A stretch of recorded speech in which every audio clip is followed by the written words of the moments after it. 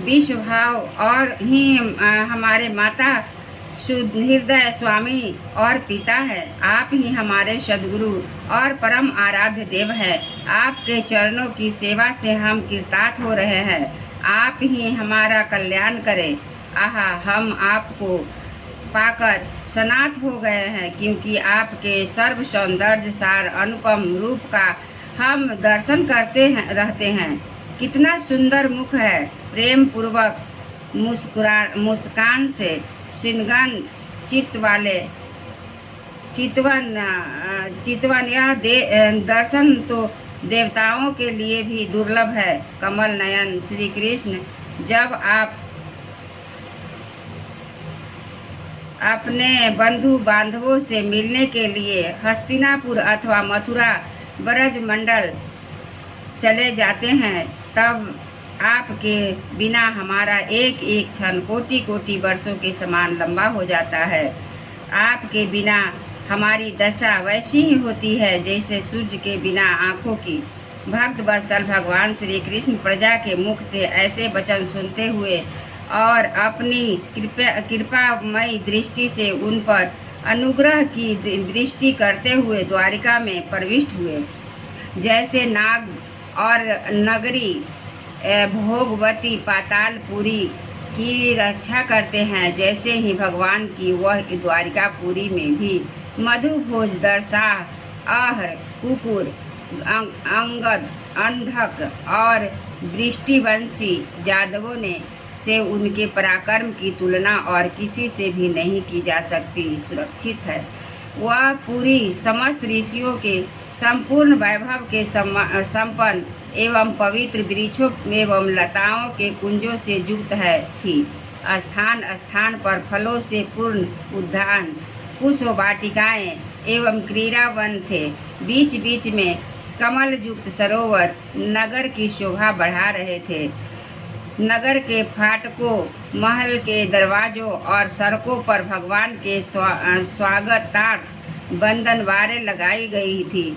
चारों ओर विचित्र विचित्र ध्वजा पताकाएं फहरा रही थी, जिनके उन स्थानों पर घाम का कोई प्रभाव नहीं था। उनके राजमार्ग, अन्यान्य सड़कें, बाजार और चौक झाड़ बुहार सुगंधित जल से सींचे गए थे और भगवान के स्वागत के लिए बरसाए हुए फल फूल, प्रत्येक अक्षत अंकुर चारों ओर बिखरे हुए थे। घरों के प्रत्येक द्वार पर दही, अक्षत, फल, ईख, जल से भरे हुए कलश, उपहार की वस्तुएं और धूप दीप आदि सजा दिए गए थे। उदार शिरोमणि वासुदेव, अक्रूर, उग्रसेन, अद्भुत पराक्रमी बलराम, प्रद्युम्न, चारु, देशन और जामवंती नंदन शाम्क ने जब यह सुना कि हमारे प्रियतम भगवान श्री कृष्ण आ रहे हैं, तब उनके मन में इतना आनंद उमड़ा कि उन लोगों ने अपने सभी आवश्यक कार्य, सोना, बैठना और भोजन आदि छोड़ दिए। प्रेम के आवेग से उनका हृदय उछलने लगा। वे मंगल शकुन के लिए एक गजराज को आगे करके स्वसत्यन पाठ करते हुए और मांगलिक सामग्रियों से सुसज्जित ब्राह्मणों को साथ लेकर चले। शंख और तुरही वादी बाजे बजने लगे और वेद ध्वनि होने लगी। वे सब हर्षित होकर रथों पर सवार हुए और बड़ी आदर बुद्धि से भगवान की अगवानी करने चले। साथ ही भगवान श्री कृष्ण के दर्शन के लिए उत्सुक सैकड़ों श्रेष्ठ वीरांगनाएं, जिनके मुख कपोलों पर चमचमाते हुए कुंडलों की कांति पड़ने से बड़े सुंदर दिखते थे, पालकियों में चढ़कर भगवान की अगवानी के लिए चली। बहुत से नाचने वाले, गाने वाले, बिरध खानने वाले, सूत, मागध और बंदीजन भगवान श्री कृष्ण के अद्भुत चरित्रों का गायन करते हुए चले। भगवान श्री कृष्ण